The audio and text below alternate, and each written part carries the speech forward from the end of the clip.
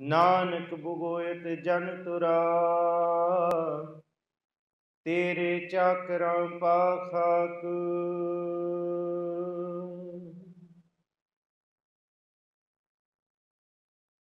हाजरा हजूर जहरा जहूर, सर्व कला भरपूर चबर छतर तखत दे मालिक, रूहानियत दे भंडार बरदवालम शाह, कमाल करामात कायम करीम, रजा बख्श राजिक रिहाकुन रहीम, अमा बख्श बख्शिंदह ओ दस्तगीर, खता बख्श रोजी देहो दिल पजीर, शहनशाही वाली सुखां दे खजाने दुखां दे मेटनहार, शब्द गुरपीरा गहर गंभीरा, बिन शब्द जग बौर आनंद। श्री गुरु ग्रंथ साहब महाराज जी की पावन मुकद्दस हजूरी अंदर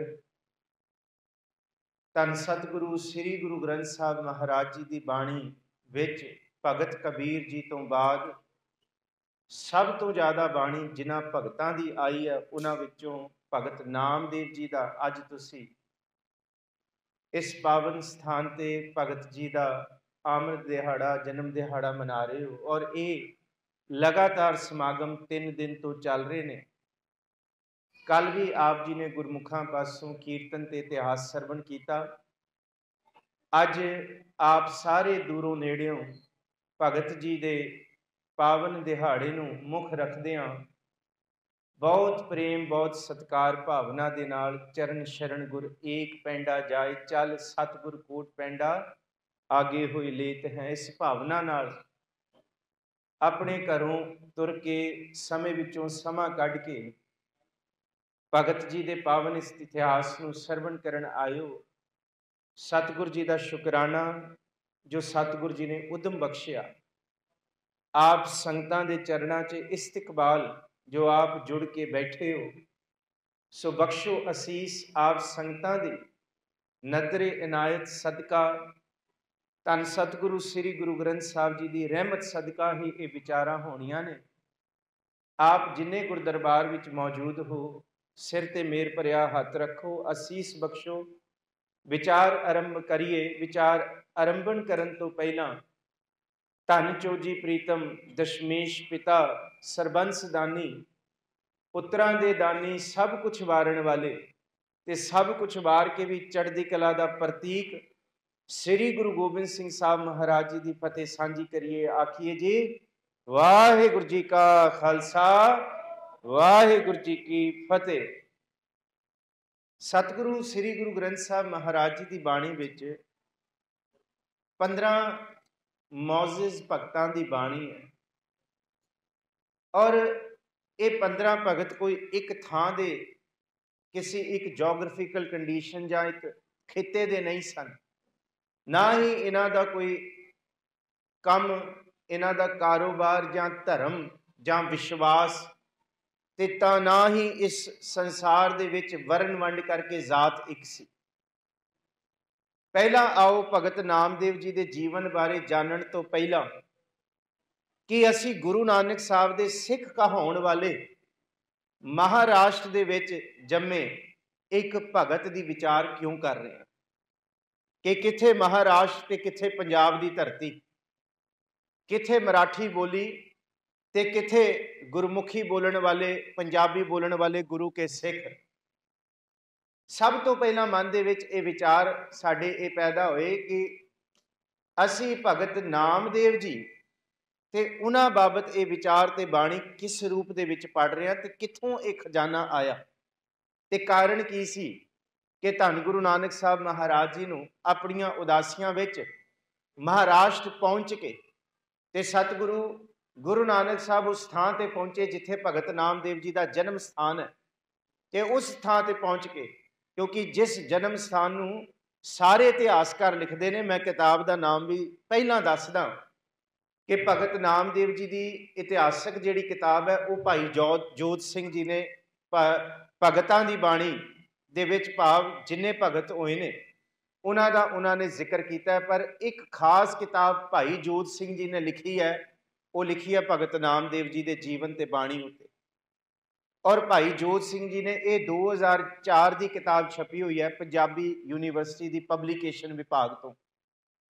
हुण सारे विद्वान जिहड़े भी ने वो सारे रल के भगत नामदेव जी का जन्म ते भगत नामदेव जी का जिथों जन्म होया वो जमीनी हकीकत भी वो नरसी ब्राह्मणी पिंड है जिहड़ा वो मन्निया जाता है महाराष्ट्र दे विच नदी के कंढे बिल्कुल नरसी ब्राह्मणी पिंड दे विच भगत जी का जन्म होया। पर कित्थे पंजाब की धरती ते कित्थे गुरु नानक साहब नूं ये दसता किसी ने दस पाती कि उत्थे भी कोई ऐसा भगत रहिंदा है जिन्हें प्रभु की बंदगी की है जिहड़ा देह वालियां नूं नहीं, जिहड़ा देहरियां नूं नहीं, जिहड़ा मसीतां नूं नहीं ते जे ना ही जे कोई पत्थर जां मूर्तियां नूं पूजदा है, जिहड़ा कोई पूजदा ते वो अकाल दा पुजारी है, निरंकार नूं पूजदा है। ते ओहदे बाबत धन गुरु नानक साहब जी का तिलंग राग का बचन है कि सतगुरु नानक साहब जी ये भगत नामदेव नहीं कि इस धरती के 15 भगत सिरमौर भगत भगत कबीर जी, उस तो बाद नामदेव जी तो बाद रविदास जी की बाणी। देखो गुरु ग्रंथ साहब जी की बाणी की तरतीब बिल्कुल सिंक्रोनाइज बड़ी कमाल की की है गुरु अर्जन साहब ने। सब तो पहला कबीर साहब जी की बाणी आती है भगतां की बाणी के सिरलेख अधीन, कबीर साहब तो बाद नामदेव जी की आती है ते नामदेव जी तो बाद भगत रविदास जी की आती है। फिर उस तो बाद जेड़े जेड़े राग दे विच जेड़े जेड़े भगत साहबान जी की बाणी दर्ज है मौजूद है वो सतगुरु जी ने पाई है। और ये सारा खजाना 1604 ईस्वी दे विच सतगुरु गुरु अर्जन साहब जी ने आप दर्ज किया, ये दे विच कोई शंका नहीं। और सतगुरु जी ने पोथी परमेश्वर का थां करके हरमंदर साहब की पावन धरती अमृतसर साहब विखे पहला प्रकाश कराया। और हू बहू 1706 दे विच साबो की तलवंडी तखत दमदमा साहब विखे धन गुरु गोबिंद सिंह साहब महाराज जी ने जद पोथी साहब बीड़ साहब श्री गुरु ग्रंथ साहब जी की संपूर्णता की, बिल्कुल इक्को चौकड़े दे विच बैठ के सतगुरु जी ने वो सारी बाणियां ना सिर्फ गुरु साहबाना की बल्कि भगतां की बाणी और भट्टां की बाणी गुरसिखां की बाणी पाई। उसी तरतीब विच गुरु गोबिंद सिंह साहब जी ने पा के 1706 ईस्वी दे विच संपूर्णता की गुरुद्वारा लिखनसर विखे। और वो कलमा जिस तो गुरु ग्रंथ साहब जी की बीड़ भाई मनी सिंह जी तो लिखवाई वो सरोवर विच सुटियां, इस करके उस थां का नाम गुरुद्वारा लिखनसर साहब है। सर का मतलब सरोवर। और 2 साल बाद ही सतगुरु गुरु गोबिंद सिंह साहब ने सिख नूं जो हुक्म किया, कुल कायनात नूं हुक्म किया नदेड़ की धरती तो महाराष्ट्र की धरती तो ते उस धरती ते 1708 ईस्वी ते गुरु ग्रंथ साहब जी के पावन स्वरूप तो आप सतगुरु जी ने हुक्मनामा लिया ते आप हुक्मनामा लैके ये आख्या कि गुरु के सिखो शरीर करके नहीं, अज तो बाद गुरु गोबिंद सिंह साहब दे अज तो बाद 10 गुरु साहबाना ने किसी ने भी दर्शन करने हैं ते फिर वो पोथी परमेश्वर का थान जहां पियो दादे का खोल डिठा खजाना श्री गुरु ग्रंथ साहब जी नूं खोले, गुरु ग्रंथ साहब जी के शब्द विचों गुरु के दर्शन होणगे। और ये हुक्म जिहड़ा ज्ञानी ज्ञान सिंह लिखते हैं गुरु गोबिंद सिंह साहब वालों कि सब सिखन को हुक्म है गुरु मान्यो। और इस करके दास ये बेनती कर रहा कि जिस भगत जी की बाणी अज तुसी जिस भगत जी का जन्म दिहाड़ा अज तुसी मना रहे हो, भगतां विचों सिरमौर भगत उन्होंने गिणिया गया।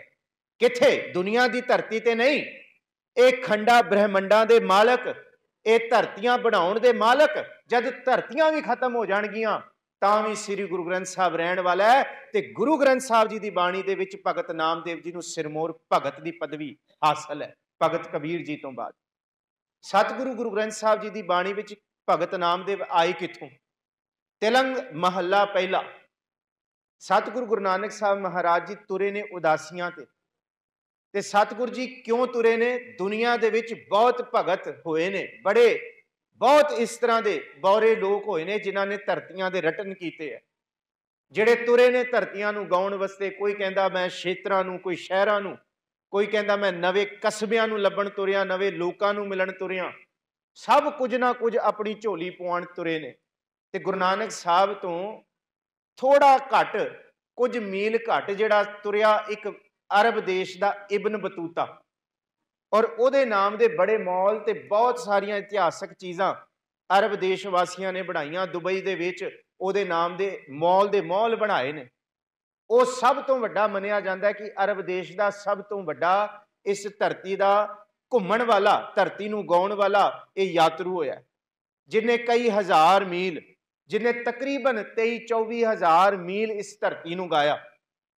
ਤੇ ਇਬਨ ਬਤੂਤਾ ਦੀ ਸਾਰੀ ਜਿਹੜੀ ਜੀਵਨੀ ਉਹਦੇ ਵਿੱਚ ਲਿਖਿਆ, ਜੇ ਪੁੱਛਿਆ ਤੂੰ ਕੀ ਲੈਣ ਤੁਰਿਆ, ਤੇ ਇਬਨ ਬਤੂਤਾ ਕਹਿੰਦਾ ਮੈਂ ਦੁਨੀਆ ਤੋਂ ਕਲਚਰ ਸਿੱਖਣ ਤੁਰਿਆ, ਦੁਨੀਆ ਦੀਆਂ ਭਾਸ਼ਾਵਾਂ, ਦੁਨੀਆ ਦੇ ਲੋਕਾਂ ਨੂੰ, ਕਹਿੰਦੇ ਮੈਂ ਉਹ ਕੁਝ ਲੈਣ ਚੱਲਿਆ। ਤੇ ਗੁਰੂ ਨਾਨਕ ਸਾਹਿਬ ਨੂੰ ਪੁੱਛਿਆ ਸੱਚੇ ਪਾਤਸ਼ਾਹ ਤੁਸੀਂ ਕੀ ਕਰਨ ਤੁਰੇ, ਤੇ ਗੁਰੂ ਨਾਨਕ ਸਾਹਿਬ ਕਹਿੰਦੇ ਮੈਂ ਦੇਣ ਇਹ ਨਹੀਂ, ਮੈਂ ਲੈਣ ਨਹੀਂ ਤੁਰਿਆ ਇਸ ਧਰਤੀ ਤੋਂ। ਪਹਿਲੀ ਗੱਲ ਗੁਰੂ ਨਾਨਕ ਸਾਹਿਬ ਕਹਿੰਦੇ ਕਿ ਮੈਂ ਇਸ ਸੜਦੀ ਤਪਦੀ ਲੋਕਾਈ ਨੂੰ ਪਾਰ ਬ੍ਰਹਮ ਪਰਮੇਸ਼ਵਰ ਦਾ ਨਾਮ ਦੇਣ ਤੁਰਿਆ। ਪਹਿਲੀ ਵਾਰ ਧੰਨ ਗੁਰੂ ਨਾਨਕ ਸਾਹਿਬ ਇਸ ਧਰਤੀ ਤੇ ਆਏ ਨੇ, ਜਿਹਨੂੰ ਭਾਈ ਗੁਰਦਾਸ ਜੀ ਕਹਿੰਦੇ ਆ ਕਿ ਸਤਿਗੁਰੂ ਨਾਨਕ ਪ੍ਰਗਟਿਆ ਮਿੱਟੀ ਧੁੰਦ ਜਗ ਚਾਨਣ ਹੋਆ। ਤੇ ਸਤਿਗੁਰੂ ਗੁਰੂ ਨਾਨਕ ਸਾਹਿਬ ਲੈਣ ਵਾਸਤੇ ਨਹੀਂ ਤੁਰੇ, ਦੇਣ ਵਾਸਤੇ ਤੁਰੇ ਨੇ। ਔਰ ਇਹਦਾ ਜ਼ਿਕਰ ਭਾਈ ਗੁਰਦਾਸ ਜੀ ਕਰਦੇ ਆ ਕਿ ਇਸ ਧਰਤੀ ਦੇ ਉੱਤੇ ਕਿ ਧੰਨ ਗੁਰੂ ਨਾਨਕ ਸਾਹਿਬ ਨੇ ਸੁਣਿਆ ਕਿ ਚਾਰੋਂ ਪਾਸੇ ਹੈ ਕਰਤੀ ਸੁਣੀ ਲੁਕਾਈ, ਸਾਰੀ ਧਰਤੀ ਦੇ ਉੱਤੇ ਸਾੜਾ ਮਚਿਆ ਹੋਇਆ, ਸਭ ਧਰਤੀ ਸੜਦੀ ਹੈ, ਧਰਤੀ ਦੀ ਪੁਕਾਰ ਹੈ। ਤੇ ਇਸ ਧਰਤੀ ਦੀ ਇੱਕ ਜ਼ਰਰੇ ਜ਼ਰਰੇ ਦੀ ਪੁਕਾਰ ਦੇ ਵਿੱਚ ਸੁਣੀ ਪੁਕਾਰ ਦਾਤਾਰ ਪ੍ਰਭ ਗੁਰੂ ਨਾਨਕ ਜਗ ਮਾਹੇ ਪਠਾਇਆ। ਤੇ ਕਰਨ ਕੀ ਆਏ, ਤੇ ਸਤਿਗੁਰੂ ਜੀ ਨੇ ਜਦ ਸੁਣਿਆ ਕਿ ਸਾਰੇ ਪਾਸੇ ਹੈ ਕਰਤੀ ਸੁਣੀ ਲੁਕਾਈ, ਬਾਬੇ ਭੇਸ ਬਣਾਇਆ ਉਦਾਸੀ ਕੀ ਰੀਤ ਚਲਾਈ। ਤੇ ਕਰਨ ਕੀ ਤੁਰੇ ਨੇ, ਚੜਿਆ ਸੋਧਣ ਧਰਤ ਲੁਕਾਈ। ਜਿੱਥੇ ਜਿੱਥੇ ਕੋਈ ਘਾਟ ਸੀ ਸਤਿਗੁਰੂ ਗੁਰੂ ਨਾਨਕ ਸਾਹਿਬ ਪੂਰੀ ਕਰਨ ਤੁਰੇ ਨੇ। ਜਿੱਥੇ ਵਿਕਾਰਾਂ ਦੀ ਅੱਗ ਬਲ ਰਹੀ ਸੀ ਸਤਿਗੁਰੂ ਜੀ ਦਾ ਨਾਮ ਬਾਣੀ ਬੁਝਾਉਣ ਗਈ ਹੈ। ਤੇ ਜਿੱਥੇ ਕਰਮ ਕਾਂਡ ਸਨ ਸਤਿਗੁਰੂ ਜੀ ਨੇ ਕਰਮ ਕਾਂਡਾਂ ਦੀ ਲਕੀਰ ਨੂੰ ਮੇਟ ਕੇ ਨਾਮ ਬਾਣੀ ਦੀ ਵੱਡੀ ਲਕੀਰ ਖਿੱਚੀ, ਜਿਹਦੇ ਵਿੱਚ ਜੀਵਨ ਐਸਾ ਬਣਦਾ ਹੈ ਕਿ ਜਿਸ ਜੀਵਨ ਦੇ ਵਿੱਚ ਜੈਸਾ ਹਰ ਤੈਸਾ ਹੀ ਭਗਤ, ਕੋਈ ਭੇਤ ਨਹੀਂ। ਜਿਹਨੂੰ ਕਬੀਰ ਸਾਹਿਬ ਕਹਿੰਦੇ ਹੈ ਰਾਮ ਸੰਤ ਮੈਂ, ਬਾਣੀ ਦਾ ਇਹ ਬਚਨ ਹੈ ਕਿ ਪ੍ਰਭੂ ਦੇ ਵਿੱਚ ਤੇ ਸੰਤ ਵਿੱਚ ਭੇਦ ਨਹੀਂ, ਕਿ ਕਿਸ ਤਰ੍ਹਾਂ ਦਾ ਪ੍ਰਭੂ ਦਾ ਭਗਤ ਹੋਏ। ਤੇ ਕਬੀਰ ਸਾਹਿਬ ਕਹਿੰਦੇ ਹੈ ਕਿ ਕੋਈ ਭੇਤ ਨਹੀਂ, ਹਰ ਜਨ ਐਸਾ ਚਾਹੀਏ ਜੈਸਾ ਹਰ ਹੀ ਹੋਏ। ਤੇ ਐਸਾ ਕੋਈ ਬਣਾਉਣ ਵਾਲਾ ਦੂਸਰਾ ਨਹੀਂ ਆਇਆ। ਤੇ ਗੁਰੂ ਨਾਨਕ ਸਾਹਿਬ ਨੇ ਜਿਸ ਵੇਲੇ ਖਾਸ ਕਰਕੇ ਕਾਸ਼ੀ ਦੀ ਧਰਤੀ ਤੋਂ ਸੁਣਿਆ ਕਿ ਕਬੀਰ ਸਾਹਿਬ ਤੋਂ ਬਾਅਦ ਇੱਕ ਹੋਰ ਭਗਤ ਹੋਏ ਨੇ ਜਿਨ੍ਹਾਂ ਨੇ ਪਾਰ ਬ੍ਰਹਮ ਪਰਮੇਸ਼ਵਰ ਦੀ ਬੰਦਗੀ ਬੀਠੁਲ ਆਖ ਕੇ ਕੀਤੀ ਹੈ, ਵਿਸ਼ਟੁਲ ਆਖਿਆ। ਤੇ ਉਸ ਧਰਤੀ ਤੇ ਗੁਰੂ ਨਾਨਕ ਸਾਹਿਬ ਆਪ ਪਹੁੰਚੇ ਹੈ। ਤੇ ਸਤਿਗੁਰੂ ਜੀ ਦਾ ਬਾਣੀ ਦਾ ਬਚਨ, ਸਤਿਗੁਰੂ ਜੀ ਕਹਿੰਦੇ ਤੇਰਾ ਨਾਮ ਕਰੀ ਚੰਨਾਠੀਆ। ਇਹ ਬਚਨ ਸੁਣਿਓ ਕਿ ਇਹ ਬਚਨ ਸਾਡੀ ਪੂਜਾ ਹੈ, ਕਿਉਂਕਿ ਅੱਜ ਤੋਂ ਪਹਿਲਾਂ ਦੀ ਜਿਹੜੀ ਪੂਜਾ ਹੋ ਰਹੀ ਹੈ ਉਹ ਦੇਹ ਵਾਲਿਆਂ ਦੇ ਵਿੱਚ ਪੂਜਾ ਹੋ ਰਹੀ ਹੈ। ਉਹ ਖੜਤਾਲ ਘੰਟੇ ਖੜਕਾ ਕੇ ਪੂਜਾ ਹੋ ਰਹੀ ਹੈ, ਉਹ ਥਾਲ ਘੁਮਾ ਕੇ ਪੂਜਾ ਹੋ ਰਹੀ ਹੈ। ਪਰ ਸਤਿਗੁਰੂ ਗੁਰੂ ਗ੍ਰੰਥ ਸਾਹਿਬ ਜੀ ਦੀ ਜਿਹੜੀ ਪੂਜਾ ਉਹ ਸੁਣੋ। ਤੇਰਾ ਨਾਮ ਕਰੀ ਚੰਨਾਠੀਆ, ਜੇ ਮਨ ਉਰਸਾ ਹੋਏ ਕਰਨੀ ਕੰਗੂ ਜੇਰ ਲੈ ਘਟ ਅੰਦਰ ਪੂਜਾ ਹੋਏ, ਪੂਜਾ ਕੀਚੈ ਨਾਮ ਧਿਆਈਐ। ਤੇ ਇਹ ਕਸਵੱਟੀ ਹੈ ਗੁਰੂ ਗ੍ਰੰਥ ਸਾਹਿਬ ਜੀ ਦੀ, ਕਿ ਜਿਹੜੀ ਕਸਵੱਟੀ ਦੇ ਵਿੱਚ ਇਸ ਧਰਤੀ ਦੇ ਭਗਤ ਪੂਰੇ ਉਤਰਦੇ ਨੇ। ਕੋਈ ਭਗਤ ਦੀ ਗਿਣਤੀ ਦੇ 15 ਥੋੜੀ ਹੋਏ ਨੇ, ਸੈਂਕੜੇ ਭਗਤ ਹੋਏ ਨੇ ਇਸ ਧਰਤੀ ਤੇ। ਪਰ ਕਦੀ ਇਹ ਸੋਚਿਆ ਸਿਰਫ 15 ਭਗਤ ਹੀ ਕਿਉਂ ਇਹ ਮਾਣ ਹਾਸਲ ਕਰਦੇ ਨੇ? ਕਿਉਂਕਿ ਇਹ ਉਹ ਭਗਤ ਹੋਏ ਨੇ ਜਿਨ੍ਹਾਂ ਨੇ ਕਾਲ ਦੀ ਪੂਜਾ ਨਹੀਂ ਕੀਤੀ, ਜਿਨ੍ਹਾਂ ਨੇ ਅਕਾਲ ਦੀ ਪੂਜਾ ਕੀਤੀ ਹੈ। ਤੇ ਭਾਵੇਂ ਉਹ ਪਾਕ ਪਟਨ ਦੀ ਧਰਤੀ ਤੇ ਬਾਬਾ ਸ਼ੇਖ ਫਰੀਦ ਕਿਉਂ ਨਾ ਹੋਏ, ਭਾਵੇਂ ਬਨਾਰਸ ਦੀ ਧਰਤੀ ਤੇ ਉਹ ਕਬੀਰ ਸਾਹਿਬ ਕਿਉਂ ਨਾ ਹੋਣ, ਭਾਵੇਂ ਬਗਾਲ ਦੀ ਧਰਤੀ ਦਾ ਭਗਤ ਸਦਨਾ ਕਿਉਂ ਨਾ ਹੋਏ, ਤੇ ਭਾਵੇਂ ਰਾਜਸਥਾਨ ਦੀ ਧਰਤੀ ਦਾ ਧੰਨਾ, ਇਹ ਸਾਰੇ ਭਗਤਾਂ ਨੂੰ ਸਤਿਗੁਰੂ ਗੁਰੂ ਨਾਨਕ ਸਾਹਿਬ ਆਪ ਲੈ ਕੇ ਆਏ। ਤੇ ਮਹਾਰਾਜ ਜੀ ਨੇ ਬਚਨ ਉਚਾਰਿਆ। ਸਾਹਿਬ ਜੀ ਕਹਿੰਦੇ ਕਿ ਮੇਰਾ ਮਨ ਇੱਕ ਲੋਟੇ ਦੀ ਥਾਈ ਹੈ ਜਿਹਦੇ ਵਿੱਚ ਪਾਰ ਬ੍ਰਹਮ ਪਰਮੇਸ਼ਵਰ ਦਾ ਸੱਚ ਪੈਣਾ। ਭਾਓ ਤੇਰਾ ਭਾਂਗ ਸੁਣੋ ਬਚਨ ਗੁਰੂ ਨਾਨਕ ਸਾਹਿਬ ਜੀ। ਇਹ ਬਾਣੀ ਕਿਉਂ ਪਹੁੰਚੀ ਸਾਡੇ ਤੱਕ? ਭਾਓ ਤੇਰਾ ਭਾਂਗ ਖਲੜੀ ਮੇਰਾ ਚੀਤ। ਜੋਗੀ ਕਹਿੰਦੇ ਸਤਿਗੁਰੂ ਗੁਰੂ ਨਾਨਕ ਸਾਹਿਬ ਕਿਹੜੇ ਪਾਸੇ ਤੁਰੇ ਹੋ? ਸਾਡੇ ਕੋਲ ਚਾਂਦੀ ਦੀ ਡੱਬੀ ਹੈ ਤੇ ਇਸ ਡੱਬੀ ਵਿੱਚ ਐਸੀ ਚੀਜ਼ ਹੈ ਜਿਹਨੂੰ ਜ਼ੁਬਾਨ ਨਾਲ ਚੱਟਦਿਆਂ ਹੀ ਤੁਹਾਡੀ ਸੁਰਤ ਜੁੜ ਜਾਏਗੀ। ਤੇ ਗੁਰੂ ਨਾਨਕ ਸਾਹਿਬ ਕਹਿੰਦੇ ਇਹ ਜਿਹੜੀ ਅਫੀਮ ਹੈ ਇਹ ਤੁਸੀਂ ਆਪਣੇ ਕੋਲ ਰੱਖੋ, ਮੈਨੂੰ ਇਸ ਅਫੀਮ ਦੀ ਲੋੜ ਨਹੀਂ। ਕਹਿੰਦੇ ਫਿਰ ਤੁਹਾਡੇ ਕੋਲ? ਕਹਿੰਦੇ ਮੇਰੇ ਕੋਲ ਜਿਹੜੀ ਅਫੀਮ ਹੈ, ਮੇਰੇ ਕੋਲ ਜਿਹੜਾ ਨਸ਼ਾ ਹੈ ਉਹ ਮੈਂ ਤੁਹਾਨੂੰ ਦੱਸਦਾ। ਤੇ ਜਿਹੜੀ ਚਾਂਦੀ ਦੀ ਡੱਬੀ ਮੇਰੇ ਕੋਲ ਹੈ, ਜਿਸ ਡੱਬੀ ਵਿੱਚ ਰੱਖਦਾ, ਉਹ ਕੋਈ ਬਾਹਰਲੀ ਨਹੀਂ ਹੈ, ਉਹ ਮੇਰਾ ਹਿਰਦਾ ਤੇ ਮਨ ਹੈ। ਭਾਓ ਤੇਰਾ ਭਾਂਗ मेरे कोल जिहड़ी भंग है वो रब दा भौ है। खलड़ी मेरा चीत, खलड़ी कहंदे वो डब्बी, वो चमड़े दा भांडा बनाया होया उस वेले दा, वो चमड़े दा कुज्जा, वो चमड़े दी वस्तु जिहदे विच उस वेले नशा रखदे सन। ते भगत जी जोगियां नूं कहंदे गुरु नानक साहब कि बाहरों नशा नहीं, भाओ तेरा भांग खलड़ी मेरा चीत, मैं दीवाना भया अतीत। ते कहंदे नशा की है फिर? कहंदे कर कासा दर्शन की भूख, इको एक मन विच नशा है कि पार ब्रह्म परमेश्वर दा दर्शन होए। दूजा कोई भी नशा नहीं इस धरती दा, इको एक सुरत दे विच इको ही ख्याल है कि भाओ तेरा भांग खलड़ी मेरा चीत, मैं दीवाना भया अतीत। कर कासा दर्शन की भूख, मैं दर मांगो नीता नीत। पर ये दर्शन किनू? कहंदे कला मैं नहीं, इस धरती ते उस पार ब्रह्म परमेश्वर दे जिन्ने भी दीदार कीते ने, भावें वो छीपा कहे, भावें कोई उन्होंने जुलाहा कहे, भावें धरती दे लोग धक्के मार के उन्होंने दे वालियां तो बाहर काट देन, भावें इस धरती ते उन्होंने नीवी जात वाला आख्या जाए, पर जिन्ने प्रभु दे दीदार कीते ने है वो श्री गुरु ग्रंथ साहब जी की बाणी दे विच एक रूप दे विच ही पूजिया जाएगा। भाव गुरु नानक साहब कहंदे उन्हां दे दर्शन, उन्हां दे कोलों जिहड़ा खजाना है वो लैण वास्ते असीं तुरे हैं। फिर सरवण करो पहला शब्द, फिर इहदे अर्थ करांगे, क्योंकि नामदेव जी का सारा जीवन धक्कियां वाला है। नामदेव जी के सारे शब्दों विचों तुहानूं पता लगेगा किन्नी जात पात की समाजिक ये जिहड़ी अलामत सी भगत जी ने अपने पिंडे ते हंडाई। किथे किथे भगत जी नूं नीवी जात करके धक्के पे, ते सतगुरु गुरु नानक साहब जी ने यह दस दिता, भाओ तेरा भांग खलड़ी मेरा चीत, मैं दीवाना भया अतीत। फिक्र ना करो, कल भी साडे कोल सारा दिन है, 1 घंटा है, कल भी असी पूरा भगत नामदेव जी का बाणी का खजाना दर्शन करांगे। पर अज समझिए कि भगत नामदेव जी क्यों, भाओ तेरा भांग खलड़ी मेरा चीत, मैं दीवाना भया अतीत। कर कासा दर्शन की भूख, मैं दर मांगो नीता नीत। तो दर्शन की करो समाए, उस प्रभु का दीदार ते जिन्ने जिन्ने पाया, ते मैं उहदे कोल की लैण तुरिया कि जे उस दीदार तो बाद किसी दे अंदर धुर की बाणी आई है, तो गुरु नानक साहब कहंदे उस बाणी नूं मैं लैण तुरिया। ये गुरु नानक साहब का अपना बचन है। यह है तो दर्शन की करो समाए, मैं दर मांगत भीखिया पाए। मेरी भीखिया जोगियां की तरह रोटी अन्न कपड़ा ते पैसे नहीं होएगी। गुरु नानक साहब कहते मेरी भीखिया पार ब्रह्म परमेश्वर की बाणी होएगी, वो सच्ची बाणी होएगी, वो कीर्तन होएगा। भावें उन्होंने बाबा शेख फरीद गाँवदा है, भावें उन्होंने भगत सदना गाँवदा बंगाली च, भावें उन्होंने कबीर साहब कहते लोक जाने यह गीत है, यह तो ब्रह्म विचार।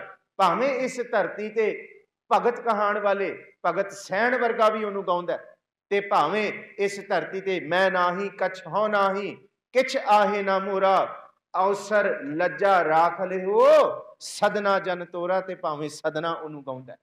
सतगुरु गुरु नानक साहब महाराज जी तुरे ते दुनिया के लोग कहते गुरु बाबा जी सोच लो, जिन्हां दी बाणी जां जिन्हां दी कुटिया विच तुसी जा रहे हो, जिन्हां दे कोल तुसी जा रहे हो, ये लोग दुनिया दे छिटकाए हुए ने, धक्के मारे हुए ने। कहते क्यों? कहते जी नीवी जात करके। कोई पशु दा चमड़ा ढोंदा है, ते कोई जात दा जुलाहा है, ते कोई छींबा है, ते कोई सैन वर्गा बुत्तियां करदा है। इहदा जिक्र गुरु अर्जुन साहब जी ने किया, गोबिंद गोबिंद गोबिंद संग नाम दियो मन लीना, आड़ दाम को छीपरो होयो लाखीना, बुनना तनना त्याग कै प्रीत चरण कबीरा। नीच कुलाहा जोलाहरा, कुल नीवी है ते जोलाहा कहंदे है भयो गुणी गहीरा। ते अगला जिक्र कहते रविदास ढवंता ढोर नीत तिन त्यागी माया, हिरदै वस्या पार ब्रह्म हर दर्शन प्राय पाया। सैन नाई बुतकारियां, कहते जेड़े वालां दियां बुत्तियां बनाउंदे सी भगत सैन जी, जिन्हां लोकी नीवा आखदे सन, जिन्हां दा परछावां भी पाप मन्निया जांदा सी, सैन नाई बुतकारिया ओ घर घर सुनिया।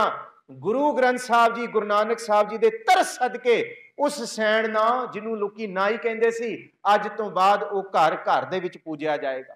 सैन नाई बुतकारिया ओ घर घर सुनिया, प्रगट हुआ साध संग भगतां मह गणिया। ए विद सुन के जाटरो उठ भगती लागा, मिलै प्रतख गुसाइयां धन्ना वडभागा। इस करके गुरु नानक साहब इस धरती ते आए, एक कारज सी। दुनिया के लोग कहते नीवी जात, ते गुरु नानक साहब कहते सुनो फिर ਤੁਹਾਨੂੰ ਲੱਗਦੀ ਹੈ ਜ਼ਾਤ ਨੀਵੀਂ, ਪਰ ਜਿਹਦੇ ਅੰਦਰ ਬੰਦਗੀ ਹੈ, ਰੱਬ ਦੀ ਬੰਦਗੀ ਜਿਹਦੇ ਅੰਦਰ ਪ੍ਰਗਟ ਹੋ ਗਈ, ਉਸ ਤੋਂ ਸੋਹਣਾ ਕੋਈ ਨਹੀਂ ਹੋ ਸਕਦਾ, ਉਸ ਤੋਂ ਖੂਬਸੂਰਤ ਇਸ ਧਰਤੀ ਤੇ ਕੋਈ ਨਹੀਂ ਹੋ ਸਕਦਾ। ਤੁਸੀਂ ਕਹਿੰਦੇ ਹੋ ਮੁਸ਼ਕ ਆਉਂਦੀ ਹੈ ਚਮੜੇ ਦੀ ਗੰਢਣ ਦੀ, ਜਿਹੜਾ ਬੰਦਗੀ ਕਰਦਾ ਉਹਦੇ ਅੰਦਰੋਂ ਨਾਮ ਦੀ ਐਸੀ ਖੁਸ਼ਬੂ ਆਉਂਦੀ ਹੈ, ਚੰਦਨ ਦੀ ਖੁਸ਼ਬੂ ਵੀ ਇੱਕ ਪਾਸੇ, ਦੁਨੀਆ ਦੇ ਅਗਰ ਚੰਦਨ ਦੀ ਖੁਸ਼ਬੂ ਵੀ ਪਿੱਛੇ ਹੋ ਜਾਏ ਜਿੱਥੇ ਨਾਮ ਦੀ ਬੰਦਗੀ ਦੀ ਖੁਸ਼ਬੂ ਹੈ। ਤੁਸੀਂ ਕਹਿੰਦੇ ਹੋ ਉਹਨਾਂ ਦੇ ਘਰ ਵਿੱਚ ਕੱਖ ਨਹੀਂ, ਪਰ ਯਾਦ ਰੱਖਿਓ ਅੱਜ ਉਹਨਾਂ ਦੇ ਘਰ 'ਚ ਕੱਖ ਨਹੀਂ, ਪਰ ਦੁਨੀਆ ਉਹਨਾਂ ਦੇ ਘਰ ਤੋਂ ਆਪਣੇ ਘਰ ਭਰਨ ਵਾਸਤੇ ਰਹਿੰਦੀ ਧਰਤੀ ਤੱਕ ਦੁਆਵਾਂ ਕਰੇਗੀ ਜਿਨ੍ਹਾਂ ਕੋਲ ਮੈਂ ਤੁਰਿਆ ਹੋਇਆ।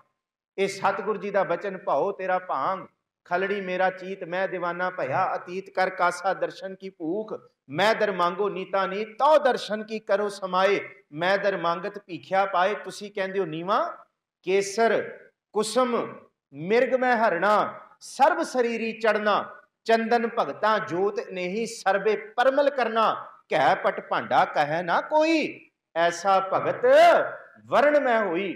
ਉਸ ਭਗਤ ਦਾ ਜ਼ਿਕਰ ਅੱਜ ਕਰ ਰਹੇ ਹਾਂ, ਭਗਤ ਨਾਮਦੇਵ ਜੀ ਦਾ, ਜਿਹਨੂੰ ਤੁਸੀਂ ਕਹਿੰਦੇ ਹੋ ਜਾਤ ਪਾਤ ਕਰਕੇ ਦੇਹਰੇ ਤੋਂ ਬਾਹਰ ਸੁੱਟਿਆ ਗਿਆ। ਉਹ ਦੁਨੀਆ ਦੇ ਲੋਕੋ, ਉਹ ਵਿਪਰਵਾਦ ਵੱਲ ਤੁਰਨ ਵਾਲਿਓ, ਉਹ ਪੁਜਾਰੀਵਾਦ, ਕਦੀ ਕੇਸਰ ਨੂੰ ਤੁਸੀਂ ਮਾੜਾ ਆਖਿਆ? ਕੇਸਰ ਕਿਸ ਧਰਤੀ ਤੋਂ ਆਉਂਦਾ? ਕਹਿੰਦੇ ਜਿਹਨੂੰ ਤੁਸੀਂ ਨਾਪਾਕ ਲੋਕ ਕਹਿੰਦੇ ਹੋ, ਉਸੀ ਧਰਤੀ ਤੋਂ, ਕਸ਼ਮੀਰ ਤੋਂ ਤੇ ਅਰਬ ਦੇਸ਼ ਤੋਂ ਕੇਸਰ ਟੁੱਟ ਕੇ ਆਉਂਦਾ। ਤੇ ਕੇਸਰ ਨੂੰ ਤੁਸੀਂ ਕਦੀ ਅਪਵਿੱਤਰ ਨਹੀਂ ਕਿਹਾ, ਉਹਨੂੰ ਪਵਿੱਤਰ ਮੰਨ ਕੇ ਘੋਟ ਕੇ ਤੇ ਉਹਦਾ ਟਿੱਕਾ ਆਪਣੇ ਮਸਤਕ ਤੇ ਲਾਇਆ। ਕਦੀ ਮਨ 'ਚ ਇਹ ਸ਼ੰਕਾ ਨਹੀਂ ਆਇਆ ਕਿ ਕੇਸਰ ਕਿਹਦੇ ਹੱਥ ਲੱਗ ਕੇ ਆਏ। ਫਿਰ ਕਹਿੰਦੇ ਫੁੱਲ ਤੁਸੀਂ ਪਵਿੱਤਰ ਮੰਨਦੇ ਹੋ ਦੇਵ ਵਾਲਿਆਂ ਤੇ ਚੜਾਉਣ ਲਈ, ਤੇ ਭਗਤ ਜੀ ਦੀ ਬਾਣੀ ਤੇ ਇਹ ਕਹਿੰਦੀ ਹੈ ਕਿ ਫੂਲ ਤੇ ਪਹਿਲਾਂ ਹੀ ਭੌਰੇ ਨੇ ਝੂਠਾ ਕਰ ਦਿੱਤਾ। ਫੂਲ ਕਿੱਥੋਂ ਸੁੱਚਾ ਹੋ ਗਿਆ? ਕਦੀ ਇਹ ਸੋਚਿਆ ਕਿਹਦੇ ਹੱਥ ਫੁੱਲ ਤੇ ਲੱਗੇ ਆ? ਮਿਰਗ ਮੈਂ ਹਰਣਾ, ਤੇ ਜਿਹੜੀ ਤੁਸੀਂ ਮਿਰਗ ਦੇ ਅੰਦਰ ਕਸਤੂਰੀ ਹੁੰਦੀ ਹੈ, ਉਸ ਕਸਤੂਰੀ ਦੀ ਖੁਸ਼ਬੂ ਦੇਵ ਵਾਲਿਆਂ ਦੇ ਵਿੱਚ ਸਭ ਤੋਂ ਪਵਿੱਤਰ ਮੰਨਦੇ ਹੋ ਕਿ ਸਭ ਤੋਂ ਪਹਿਲਾਂ ਇਹ ਕਸਤੂਰੀ ਰੱਖੀ ਜਾਏ ਭੇਟ ਦੇਵ ਦੇ ਅੱਗੇ। ਤੇ ਕਦੀ ਇਹ ਸੋਚਿਆ ਉਹ ਕਸਤੂਰੀ ਕਿੱਥੋਂ ਆਈ? ਕਹਿੰਦੇ ਉਹ ਤੇ ਇੱਕ ਹਿਰਣ ਦੇ ਮਾਸ ਦੇ ਲੋਥੜੇ ਵਿੱਚੋਂ ਪੱਟ ਕੇ ਲਿਆਈ ਜਾਂਦੀ ਹੈ। ਉਹ ਤੇ ਸ਼ਾਕਾਹਾਰੀ ਹੈ ਹੀ ਨਹੀਂ, ਉਹ ਤੇ ਮਾਸਾਹਾਰੀ ਹੈ। ਉਹ ਤੇ ਮਾਸ ਵਿੱਚੋਂ ਪੱਟ ਕੇ ਲਿਆਇਓ ਤੇ ਉਹ ਰੱਖੀ, ਉਹ ਕਦੀ ਅਸ਼ੁੱਧ ਨਹੀਂ ਹੋਈ। ਤੇ ਫਿਰ ਅਗਲਾ ਬਚਨ ਹਰਣਾ, ਤੇ ਮੂਰਤੀਆਂ ਤੇ ਜਿਹੜਾ ਸੋਨਾ ਪਾਇਆ ਜਾਂਦਾ ਹੈ, ਇਹ ਸਾਰਾ ਕੁਝ, ਤੇ ਸੋਨਾ ਕਦੀ ਪਵਿੱਤਰ ਹੋਇਆ? ਕਹਿੰਦੇ ਸੋਨੇ ਨੂੰ ਤੇ ਕਿੰਨੇ ਵਾਰੀ ਹੱਥ ਲੱਗੇ ਕਿਸੇ ਦੇ, ਕਿੰਨੀ ਵਾਰੀ ਕਿੱਥੋਂ ਕਿੱਥੋਂ ਹੋ ਕੇ ਆਇਆ, ਸੁਨਿਆਰੇ ਨੇ ਫਿਰ ਢਾਲ ਕੇ ਉਹਨੂੰ ਨਵਾਂ ਬਣਾ ਕੇ ਨਵਾਂ ਨਰੋਆ ਕਰਤਾ। ਕਹਿੰਦੇ ਕਦੀ ਸੁਨਿਆਰੇ ਨੇ ਇਹ ਕਹਿ ਕੇ ਆਪਣੀ ਹੱਟੀ ਵਿੱਚ ਸੋਨਾ ਸੱਤਾ ਵੇਚਿਆ ਕਿ ਨਹੀਂ ਜੀ ਇਹ ਸੋਨਾ ਕਿਸੇ ਨੀਵੀਂ ਜਾਤ ਦੀ ਔਰਤ ਨੇ ਪਾਇਆ ਸੀ, ਇਸ ਕਰਕੇ ਭੈਣੇ ਇਸ ਸੋਨੇ ਦਾ ਦਾਮ ਮੈਂ 10,000 ਸਸਤਾ ਦਿੱਤਾ। ਗੁਰੂ ਨਾਨਕ ਸਾਹਿਬ ਕਹਿੰਦੇ ਕਦੀ ਇਸ ਧਰਤੀ ਤੇ ਸੁਨਿਆਰੇ ਨੇ ਇਹ ਸੋਨਾ ਕਹਿ ਕੇ ਸਸਤਾ ਨਹੀਂ ਵੇਚਿਆ ਕਿ ਨੀਵੀਂ ਜਾਤ ਵਾਲੀ ਔਰਤ ਨੇ ਕਿਸੇ ਨੇ ਸੋਨਾ ਪਾਇਆ, ਜਾਂ ਇਹਨੂੰ ਹੱਥ ਨੀਵੀਂ ਜਾਤ ਦੇ ਲਾਗੇ। ਕੇਸਰ ਕੁਸਮ ਮਿਰਗ ਮੈਂ ਹਰਣਾ, ਕੇਸਰ ਪਵਿੱਤਰ, ਫੁੱਲ ਪਵਿੱਤਰ, ਕਸਤੂਰੀ ਪਵਿੱਤਰ, ਸੋਨਾ ਪਵਿੱਤਰ, ਸਰਬ ਸਰੀਰੀ ਚੜਨਾ, ਭਾਵੇਂ ਜਿੱਥੇ ਮਰਜੀ ਜਾਏ। ਚੰਦਨ ਭਗਤਾਂ ਜੋਤ ਇਨੇਹੀ, ਚੰਦਨ ਦੇ ਦੁਆਲੇ ਤੇ ਸੱਪ ਲਿਪਟੇ ਹੁੰਦੇ ਆ, ਚੰਦਨ ਕਿੱਥੋਂ ਪਵਿੱਤਰ ਹੋ ਗਿਆ? ਚੰਦਨ ਭਗਤਾਂ ਜੋਤ ਇਨੇਹੀ, ਸਰਬੈ ਪਰਮਲ ਕਰਨਾ, ਉਹਨੂੰ ਤੇ ਸਭ ਤੋਂ ਵੱਡੀ ਖੁਸ਼ਬੂ ਮੰਨਿਆ। ਤੇ ਅਗਲਾ ਸਭ ਤੋਂ ਪਵਿੱਤਰ ਤੇ ਸਭ ਤੋਂ ਜ਼ਿਆਦਾ ਵਰਤਣ ਵਾਲਾ ਘਿਓ। ਤੇ ਗੁਰੂ ਨਾਨਕ ਸਾਹਿਬ ਕਹਿੰਦੇ ਘਿਓ ਨੂੰ ਦੇਖਿਆ ਕਿੱਥੋਂ ਆਇਆ?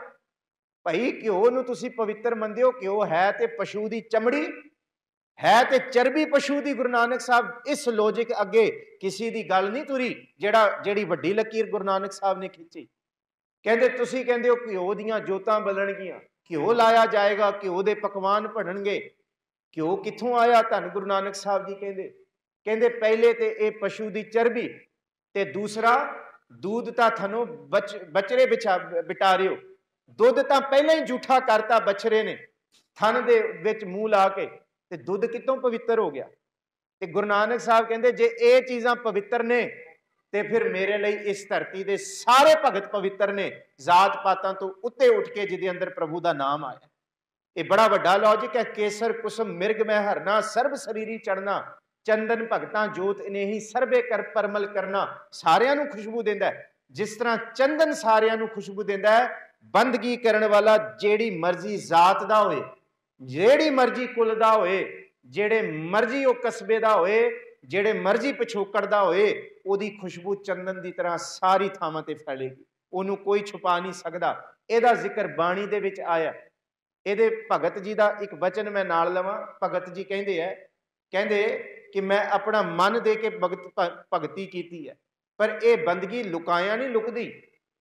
ਕਹਿੰਦੇ ਕਿਵੇਂ? ਕਹਿੰਦੇ ਇਸ ਰੂਪ ਦੇ ਵਿੱਚ ਅਨਕ ਜਤਨ ਕਰ ਹਿਰਦੈ ਰਾਖਿਆ, ਰਤਨ ਨਾ ਛਪੈ ਛਪਾਇਆ। ਲੱਖ ਯਤਨ ਕਰ ਲਿਓ, ਬੰਦਗੀ ਨਹੀਂ ਲੁਕਦੀ।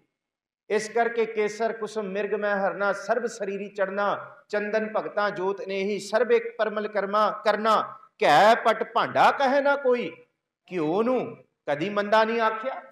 ਰੇਸ਼ਮ ਦੇ ਕੱਪੜੇ ਦੀ ਕੀਮਤ ਬੜੀ ਦਿੱਤੀ, ਤੇ ਰੇਸ਼ਮ ਦੇ ਕੱਪੜੇ ਸਭ ਤੋਂ ਪਹਿਲਾਂ ਦੇਵ ਵਾਲਿਆਂ ਤੇ ਚਾੜੇ। ਭਈ ਰੇਸ਼ਮ ਆਉਂਦਾ ਕਿੱਥੋਂ ਹੈ? ਘਿਓ ਵੀ ਪਸ਼ੂ ਵਿੱਚੋਂ ਆਉਂਦਾ ਹੈ, ਤੇ ਰੇਸ਼ਮ ਵੀ ਕੀੜੇ ਵਿੱਚੋਂ ਆਉਂਦਾ ਹੈ। ਜੇ ਇਹ ਪਵਿੱਤਰ ਹੋ ਸਕਦੇ ਆ, ਤੇ ਫਿਰ ਭਗਤ ਜਿਨ੍ਹਾਂ ਵਿੱਚ ਬਾਣੀ ਆਈ ਉਹ ਪਵਿੱਤਰ ਕਿਉਂ ਨਹੀਂ ਹੋ ਸਕਦੇ? ਘੇ ਪਟ ਭਾਂਡਾ ਕਹੇ ਨਾ ਕੋਈ, ਐਸਾ ਭਗਤ ਵਰਣ ਮੈਂ ਹੋਈ। ਇਸ ਧਰਤੀ ਤੇ ਭਗਤ ਸਦਾ ਹੀ ਉੱਚਾ ਰਹੇਗਾ, ਉਹ ਕਦੀ ਨੀਵਾਂ ਨਹੀਂ ਹੈ, ਕਿਉਂਕਿ ਉਹਦਾ ਨਾਮ ਜਪ ਕੇ ਉਹ ਉੱਚਾ ਹੈ। ਸਤਿਗੁਰੂ ਗੁਰੂ ਨਾਨਕ ਸਾਹਿਬ ਮਹਾਰਾਜ ਜੀ ਦੇਖੋ, ਭਾਈ ਜੋਧ ਸਿੰਘ ਜੀ ਭਗਤ ਨਾਮਦੇਵ ਜੀ ਦਾ ਜਨਮ 1270 ਦਾ ਲਿਖਦੇ ਨੇ, ਔਰ ਨਦੀ ਦੇ ਕੰਢੇ ਮਹਾਰਾਸ਼ਟਰ ਦੀ ਧਰਤੀ ਹੈ, ਔਰ ਉਸ ਥਾਂ ਦਾ ਨਾਮ ਉਹ ਬਕਾਇਦਾ ਦਿੰਦੇ ਆ ਕਿ ਬਈ ਇਸ ਥਾਂ ਦਾ ਨਾਮ ਨਰਸੀ ਬਾਮਣ ਹੈ। ਭਗਤ ਜੀ ਦਾ ਜਨਮ ਸਥਾਨ ਹੋਰ ਹੈ, ਔਰ ਜਿਹੜਾ ਨਾਥੇਸ਼ਵਰ ਮੰਦਿਰ ਹੈ ਜਿਹੜਾ ਦਿਓਲਾ ਘੁਮਾਇਆ ਉਹ ਵੱਖਰਾ ਹੈ। ਉਹਨੂੰ ਭਗਤ ਜੀ ਦੇ ਜਨਮ ਸਥਾਨ ਨਾਲ ਨਾ ਜੋੜਿਓ, ਉਹ ਭਗਤ ਜੀ ਦਾ ਜਨਮ ਸਥਾਨ ਨਹੀਂ ਹੈ। ਭਗਤ ਜੀ ਦਾ ਜਨਮ ਸਥਾਨ ਮਹਾਰਾਸ਼ਟਰ ਦੇ ਛੋਟੇ ਜਿਹੇ ਕਸਬੇ ਦੇ ਵਿੱਚ ਹੈ, ਜਿਹਨੂੰ ਨਰਸੀ ਬਾਮਣ ਕਹਿੰਦੇ ਆ।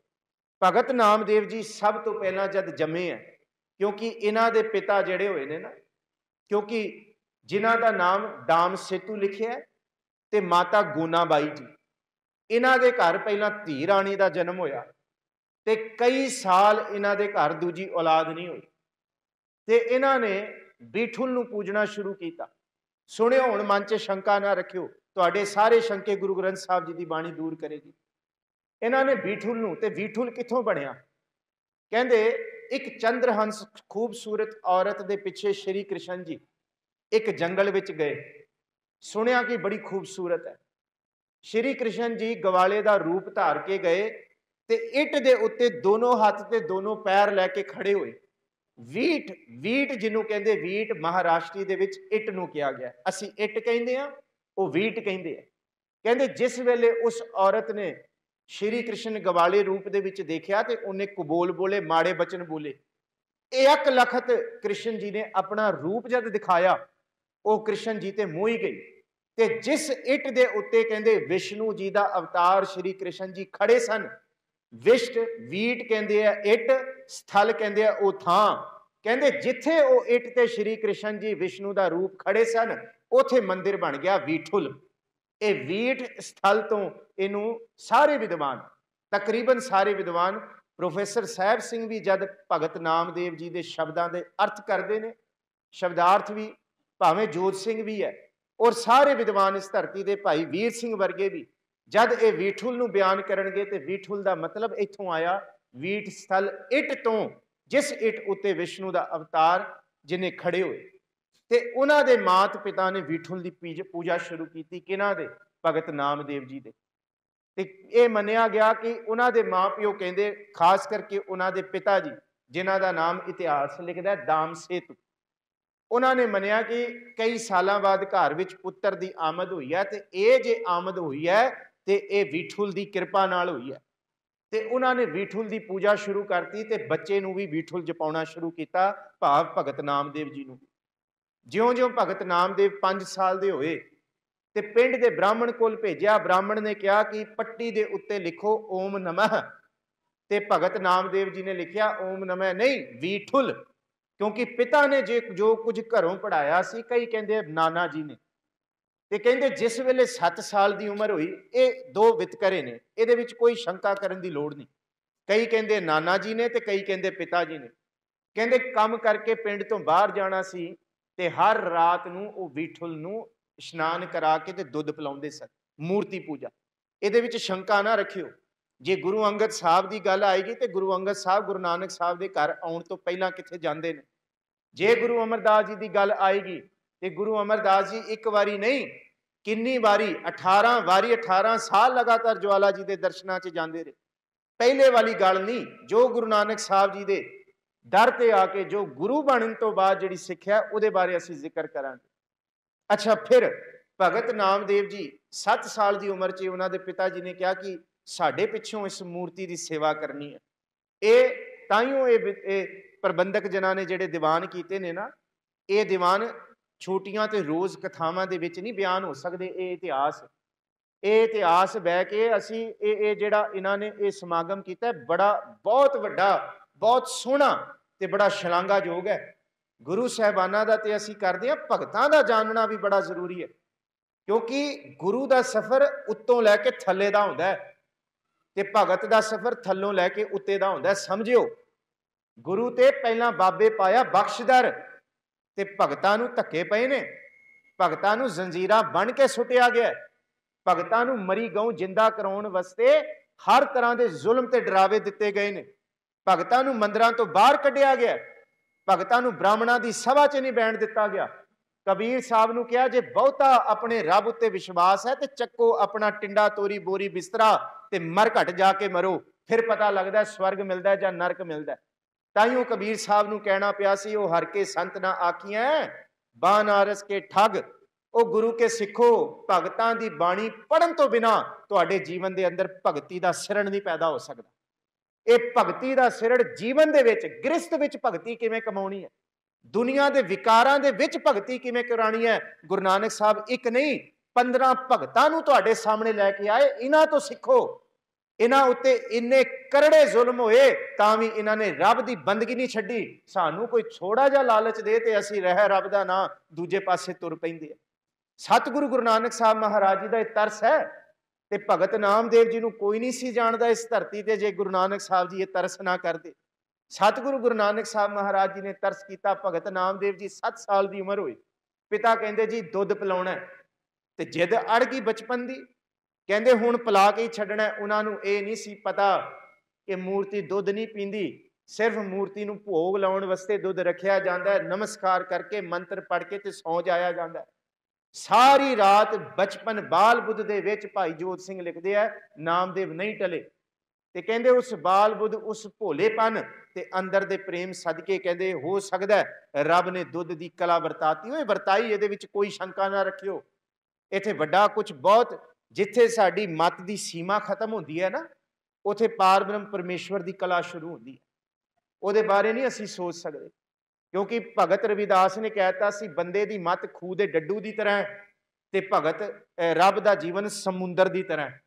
ਇੱਕ ਖੂਹ ਦਾ ਪਾਣੀ ਸਮੁੰਦਰ ਦਾ ਮੁਕਾਬਲਾ ਨਹੀਂ ਕਰ ਸਕਦਾ। ਇਹ ਬਚਨ ਮੈਂ ਵਿੱਚੋਂ ਲੈ ਕੇ ਭਗਤ ਨਾਮਦੇਵ ਤੇ ਆਉਣਾ ਤਾਂ ਕਿ ਸ਼ੰਕਾ ਨਾ ਆਏ। ਕੂਪ ਭਰਿਓ ਜੈਸੇ ਦਾਦਰਾ, ਕਛ ਦੇਸ ਵਿਦੇਸ਼ ਨਾ ਬੂਝ। ਉਹ ਗੁਰੂ ਕੇ ਸਿੱਖੋ, ਗੁਰੂ ਤੇ ਸ਼ੰਕਾ ਕਰਨ ਵਾਲਿਓ ਬੜੇ ਸ਼ੰਕੇ ਹੋਏ, ਪਿੱਛੇ ਕਹਿਣ ਲੱਗੇ ਕਿ ਭਗਤਾਂ ਦੀ ਬਾਣੀ ਨੂੰ ਕੱਢ ਦੋ ਬਾਹਰ।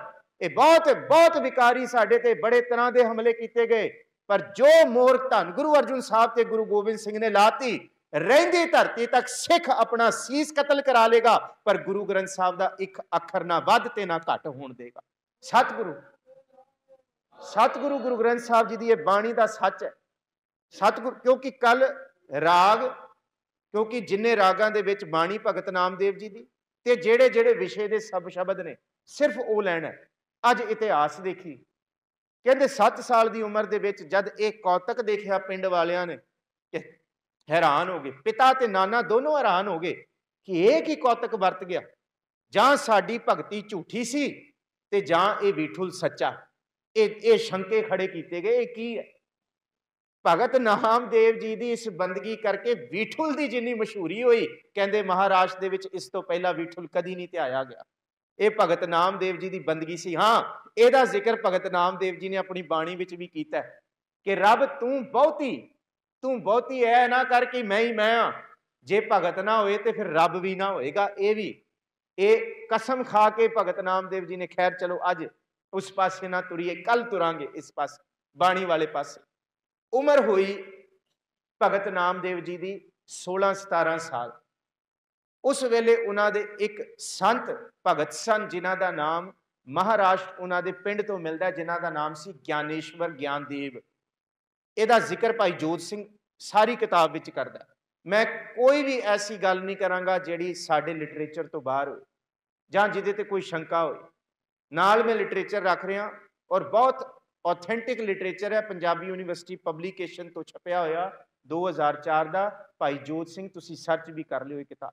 कल कुछ किताबां होर डॉक्टर सरबजीत सिंह दियां या पुरातन लिखारियां दी, ਜਾਂ खास करके भाई गुरदास जी जब भगतां बारे लिखते हैं तो भाई गुरदास जी नामदेव बारे की जिक्र करते हैं, वह भी कल दर्शन करांगे।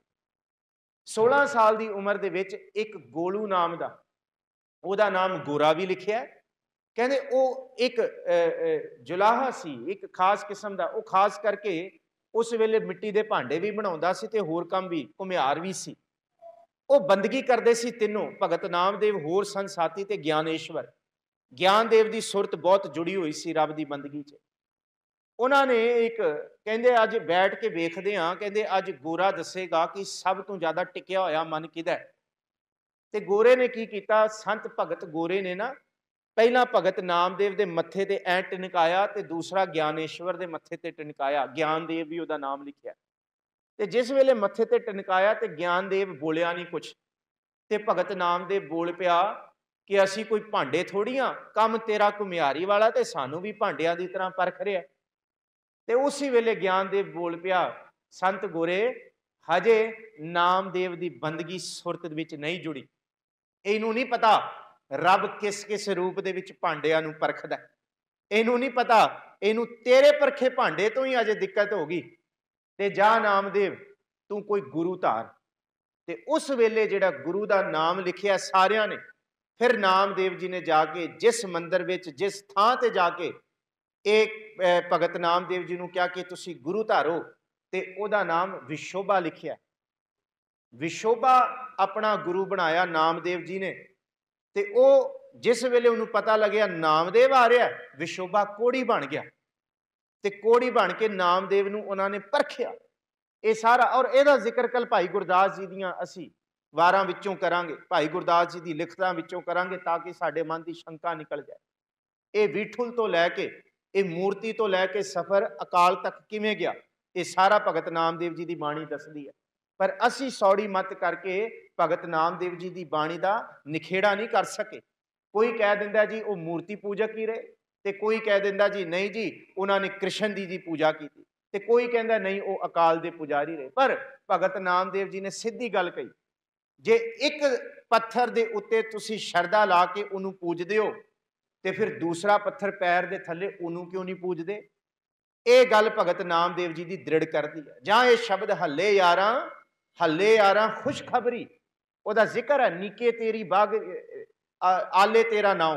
बीगारी का मतलब है कि तेरी कीती हुई सेवा, नीकी तेरी बीगारी आले तेरा नाम। तो इसी शब्द विच जिक्र किया है कि रब ना मंगोल देश भाव ना मक्के मदीने च वसदा है, ते ना द्वारका नगरी दे विच वसदा है। ਇਹਦਾ ਜ਼ਿਕਰ है द्वारका नगरी काहे के मंगोल। ये नखेड़ा ही खत्म करता कि ना इस पासे ते ना इस पासे। वैसे ये शब्द असी कल विचारांगे कि नामे सोही पूजिया ना देहरा ना मसीत, ਇਹਦਾ ਜ਼ਿਕਰ आया ਜਿਹਦੇ ਵਿੱਚ भगत नामदेव जी ने सारा जिक्र किया शुरू तो लैके अंत तक। गायत्री मंत्र तो शुरू करके शिव जी तक, शिव जी तो श्री राम कृष्ण तक, ते श्री राम कृष्ण तो लैके हिंदू अन्ना तुरकू काना दूहां ते ज्ञानी सियाणा, इत्थे तक का जिक्र है। सतगुरु गुरु ग्रंथ साहब जी की बाणी च ये सारा खजाना पिया। 15-16 साल की उम्र दे विच विशोभा भाहे कोल उन्होंने एक जद कौड़ी का रूप देखा, तो मन दे विच वो आया कि मैं इस कौड़ी का चेला किवें बना। पर मन पहला भिजिया होया सी रब की बंदगी करके, मात पिता की इबादत करके, सच करके। देखो जे घर विच सच है ना, तो ताइयों बच्चा भी सच के मार्ग ते तुरेगा। जिस घर दे विच दसां नूआं की किरत की कमाई नहीं आउंदी, फिर ये ना सोचो कि साडे घरां विचों कोई बंदगी वाली रूह पैदा हो जाएगी। मैनूं खिमा बख्शिओ। गुरु नानक साहब ने 20 रुपए का जिहड़ा लंगर लगाया, वो बाबा मेहता कालू जी की दसां नूआं की किरत कमाई विचों लगाया। वो 20 रुपए पिता मेहता कालू जी दे सन। वो दसां नूआं की किरत सी जिहड़ी अज तक नहीं खत्म होंदी ते रहिंदी, धरती तक चलेगा जिहदा लंगर। सतगुरु गुरु ग्रंथ साहब जी के भगत नामदेव जी नूं जिन्ने मर्जी भगत लै लो, सारे भगतां ने कदी भी अपने इखलाक तो डिग के गल नहीं की जीवन में। इस करके भगत जी इत्थे ने ते असीं उन्हां नूं सिर झुकाउने आ। गुरुआं जिन्ना सत्कार है। सतगुरु गुरु ग्रंथ साहब जी की बाणी विच भगतां नूं गुरुआं जिन्ना सत्कार है। मैं फिर कह रहा, मन च कोई शंका ना लियाओ। इस करके मैं गल दोहराई है कि भगत भगत ने कि गुरु गुरु, ये उस दिन खत्म हो गया जिस दिन गुरु गोबिंद सिंह साहब ने कहता सब सिखन को हुक्म है गुरु मान्यो ग्रंथ। ये उसी दिन खत्म हो गया जिस दिन धन गुरु अर्जुन साहब आप ताबिया साहब बैठ के कहते कि अज तो बाद पोथी परमेश्वर का थान, ते जे सौण लगे सौण वास्ते पोथी साहब उस बिस्तर ते रखी सत्कारयोग, ते आप चद्दर विछा के कोठा साहब ते थल्ले सुते। ते अज भी अकाल तख्त साहब दे विच जद सुख आसन होंदा है, महाराज जी का स्वरूप आउंदा है, ते थल्ले जिस पलंग साहब ते महाराज जी का स्वरूप सुखासन किया जाता है, रोज राती चादर धन गुरु अर्जुन साहब जी के नाम की विछाई जाती है कि सतगुरु जी थल्ले चादर विछा के सुते ने। धन गुरु ग्रंथ साहब जी के उन्हां नामदेव, क्योंकि नामदेव के शंके भी बड़े होए, दो नामदेव मन्ने, क्योंकि 1270 तो लैके 1350 नामदेव जी का जन्म महाराष्ट्र की धरती ते, ते नामदेव जी का प्रभपुर पियाना चलाना गुरदासपुर की घुमन आ कस्बा एक पंजाब गुरदासपुर च, ते उत्थे चलाना किया। ते साडे नवीन लिखारियां नूं ये शंका पै गई कि खरे नामदेव दो होए ने, पर नामदेव दो नहीं होए, इक्को ही नामदेव जी ने महाराष्ट्र की धरती तो तुरे, गुरु धारिया, ते उस कौड़ी ने कहा कि नामदेव मेरा सारा शरीर लहू दे नाल भिजिया होया है, इस हनेरे कमरे तो कढ़ के मैनू बाहर लै जा। हाँ, ये भी कहानी चलती है, ये भी साखी चलती है कि नामदेव जी के गुरु ने देवालिया दे उत्ते पैर रखिया होया सी, नाग नगेश्वर उत्ते पैर रखिया, ते नामदेव कहते कि ये देवता है, ते पैर ना रखो, ते कहते जिथे घुमा दे तेरा देवता नहीं है। कहते मत घुम गई सी वो सोचते सारी नामदेव दी कि किथे रब नहीं है, किथे नागेश्वर नहीं है, किथे वो देवता नहीं है। तो उन्होंने कहा कि मैनू इस हनेरे तो कढ़ के बाहर लै जा। तो हुण कौड़ी नहीं सन ते झूठ मूठ दे बने सन इम्तिहान लैण लई, ते नामदेव ने जद पिंडे ते चकिया ते सारा उन्हां दा शरीर भी लहू नाल लिबड़िया गया, पर रखिया नहीं, बाहर लैके आए। ते जेड़े उन्हां दे गुरु सन कहंदे तेरी अज तो बाद सिक्ख्या सफल हुई, ते अज तो बाद पत्थर की पूजा नहीं करनी, अज तो बाद जो कुछ देखेगा वो तेरा बीठुल ही होएगा। ये जीवन दे विच जिहड़ा पलटा आया, जिन्ने इतिहासकार लिखते हैं पहला बीठुल दे पुजारी रहे होणगे नामदेव जी, पर जिस वेले विशोभा दे कोल आए ने उन्हें ऐसी सीख दी ते भगत नामदेव जी नूं बाणी च कहना पै गया सबै घट राम बोलै। ये रमिया होया जिहड़ा सब दे विच है, सब दे विच है, सारे जपो सबै घट राम बोलै, रामा बोलै, राम बिना को बोलै रे। को बोलै रे जद पढ़दे हो ना, को बोलै रे ऐ पढ़िया करो, कौन बोलदा है दस दस मैनू कौन बोलदा है, नहीं मेरी भैणी है दस कोई बोलदा है, और भरा मेरे दस कोई बोल सकदा है। भगत जी कहते कोई नहीं बोल सकता, दस कोई बोल सकता है, तो उही बोल रहा जिहड़ा एक ओंकार है। सारे जपो सबै घट राम बोलै, रमिया होया।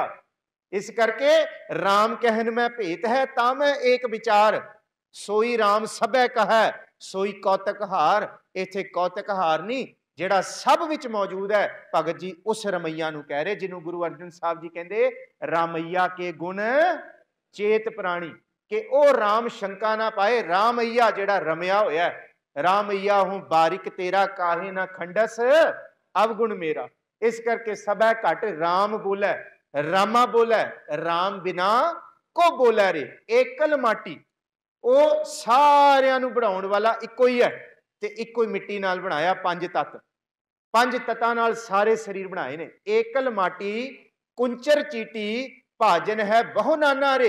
कुंचर कहते हाथी, ते कीड़ी कहते कीड़ी तो हाथी तक जे कोई कुछ बनाने वाला है तो रब है, रमिया होया वाहिगुरु है। जपो जी एकल माटी, जपो एकल कुंचर चीटी। कुंचर कहते हाथी ते कीड़ी चीटी। भाजन है बहु नाना रे। भाजन किनू कहते हैं? भाजन कहते भांडे। कोई भांडा सावला सलेरा रंग का ते कोई चिट्टा रंग का, कोई भांडा वड्डा ते कोई छोटा, ते कोई किसी रूप च। सारे भांडे शरीर रूपी बनाने वाला वो वाहिगुरु है।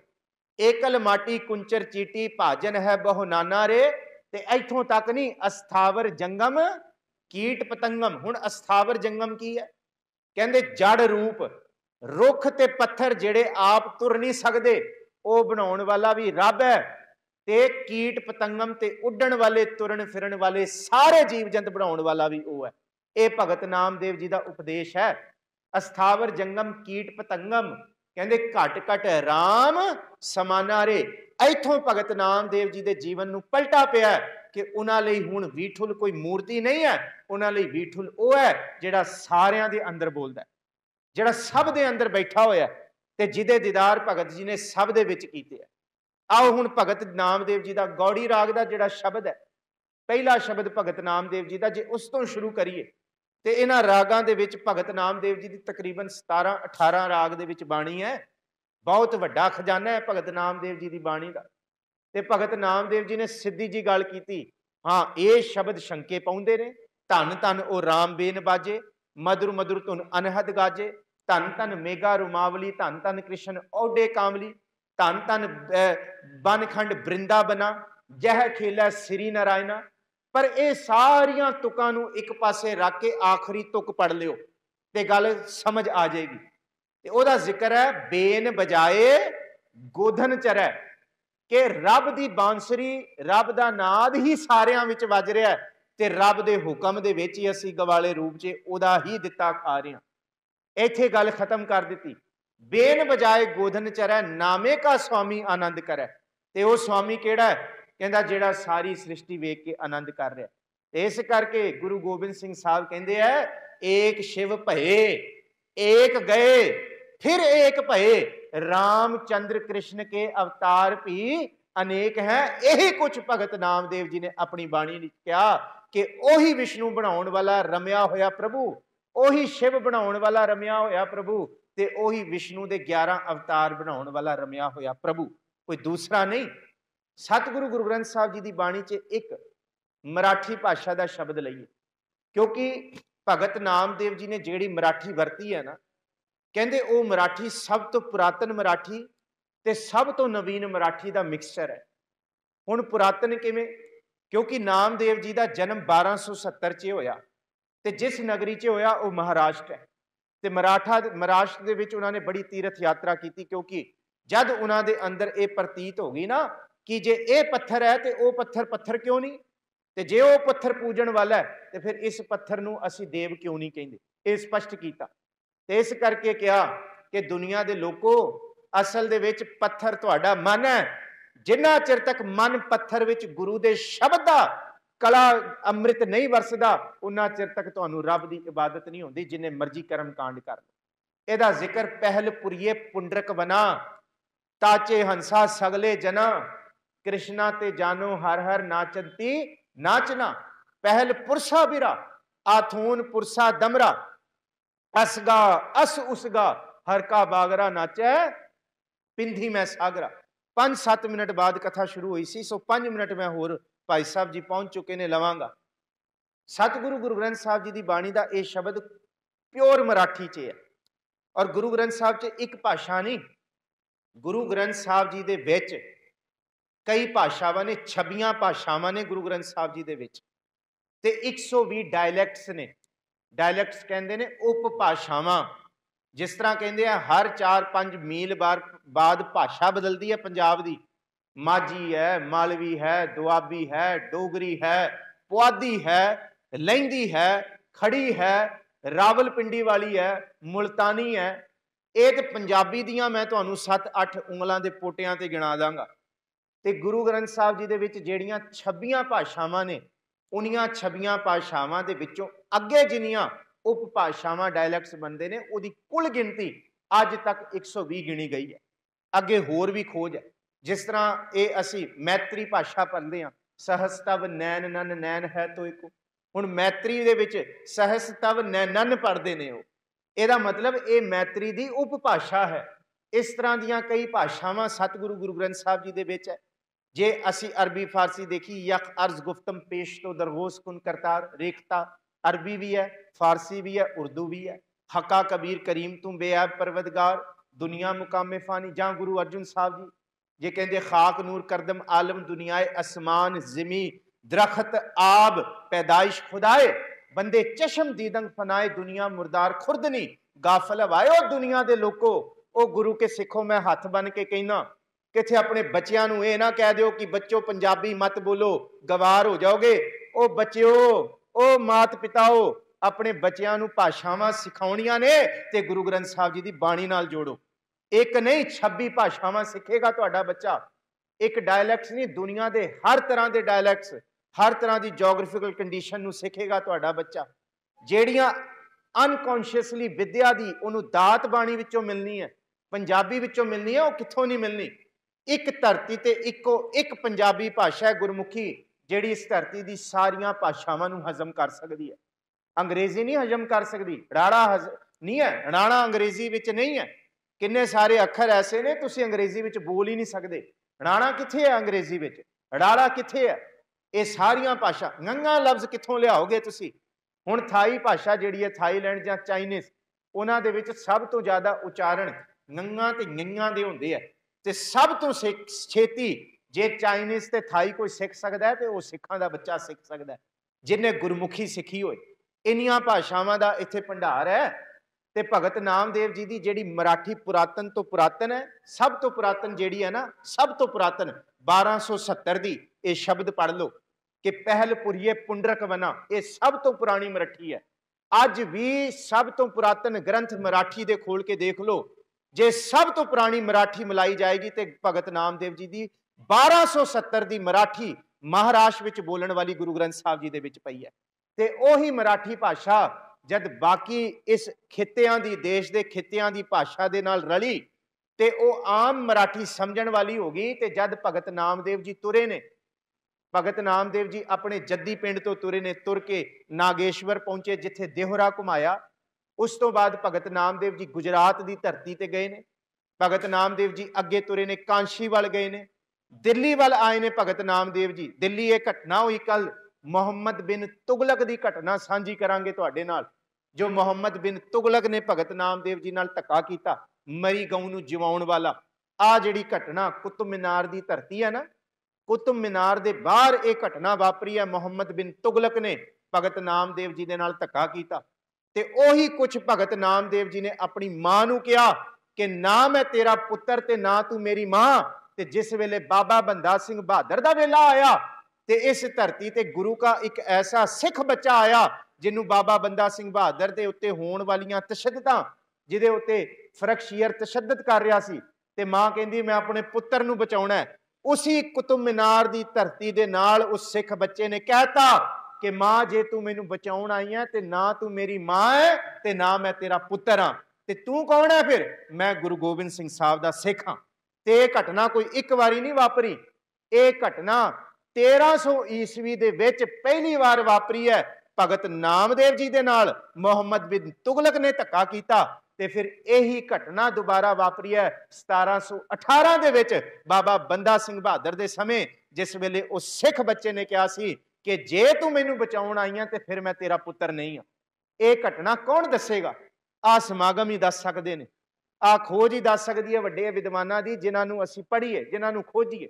अज साडे घरां दे विच असीं शराबां दीयां बोतलां सजाउण वास्ते बीयर बार ते बना लए ने, गुरु कढते ने बाहर, पोथियां गुटके साडे घरां च नहीं सिखो। ते अज ते किताबां साडे घरां च कोई लाइब्रेरी नहीं, 2 किताबां रख के नहीं राजी। नहीं जी, कौन पढ़ेगा? ओ गुरु के सिखो किताबां रखोगे, अज नहीं ते कल किताब की खुशबू तुहाडे अंदर जाएगी ते उहदे अखरां दा ज्ञान भी तुहानूं पढ़न दी अंदर जाच आएगी। सतगुरु गुरु ग्रंथ साहब जी दे विच हुण समां समाप्ति वाला है।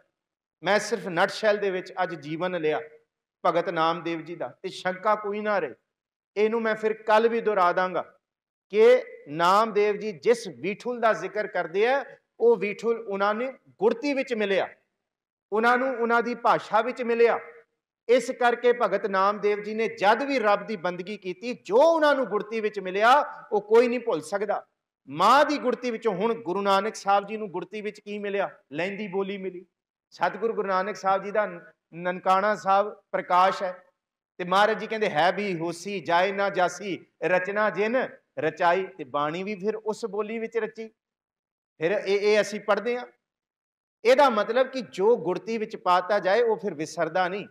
तो फिर पूरे गुरु ग्रंथ साहब च जिथे जिथे भी बीठुल विष्ठुल बीठुल आया, ਉਹ ਭਗਤ ਨਾਮਦੇਵ ਜੀ ਨੇ ਪਾਰਬ੍ਰਹਮ ਪਰਮੇਸ਼ਵਰ ਲਈ ਵਰਤਿਆ।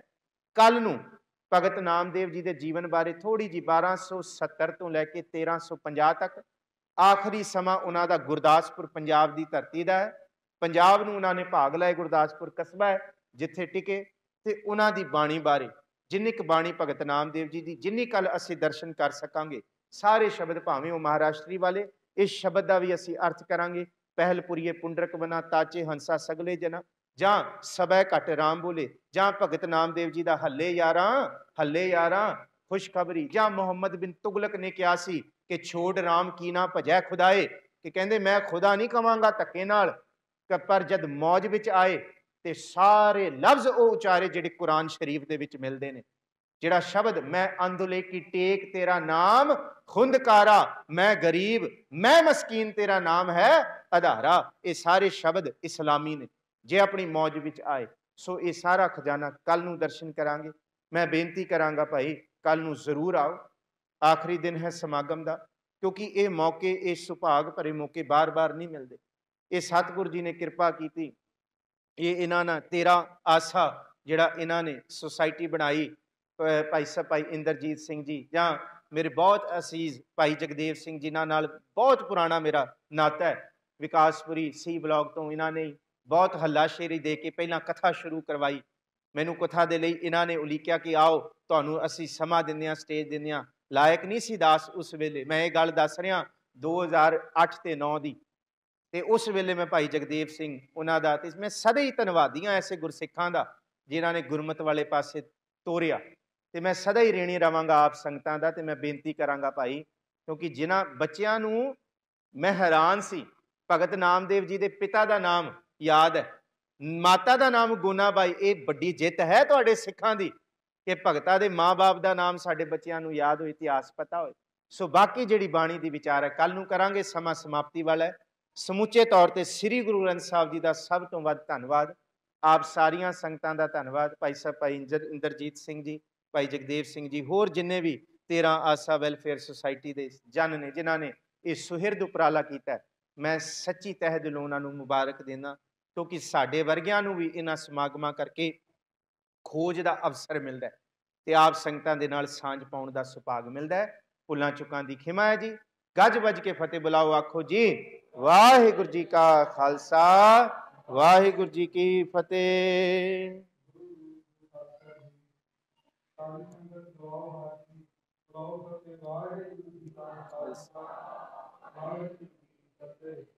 ਵਡਭਾਗੀ ਹੋ ਸੰਸਾਰ ਦੇ ਲੋਕ ਹੋ, ਜੋ ਕਿ ਅੱਜ ਦੂਜੇ ਜਵਾਨਾਂ ਵਿੱਚ ਗੁਰੂ ਚਰਨਾਂ ਵਿੱਚ ਜੁੜ ਕਰਕੇ ਲਾਹਾ ਕਰ ਰਹੇ ਹੋ। ਸੋ ਸਤਿਗੁਰਾਂ ਦੀ ਅਪਾਰ ਕਿਰਪਾ ਸਤਿਕਾਰ ਸ਼੍ਰੋਮਣੀ ਭਗਤ ਨਾਮਦੇਵ ਜੀ ਦੇ 795ਵੇਂ ਜਨਮ ਦਿਹਾੜੇ ਦੀ ਖੁਸ਼ੀ ਵਿੱਚ ਖਾਲਸਾ ਜੀ ਆਇਆਂ ਨੂੰ, ਜੀ ਆਇਆਂ ਨੂੰ ਭਾਈ ਸਾਹਿਬ, ਬੜੇ ਲੰਬੇ ਸਮੇਂ ਬਾਅਦ ਦਰਸ਼ਨ ਹੋਏ, ਜੀ ਆਇਆਂ ਨੂੰ। ਠੀਕ ਹੋ सब ठीक ठाक, चलती कला ठीक चल रही, सी ब्लॉक चल रही सेवा, जरूर आवांगे, दोनों टाइम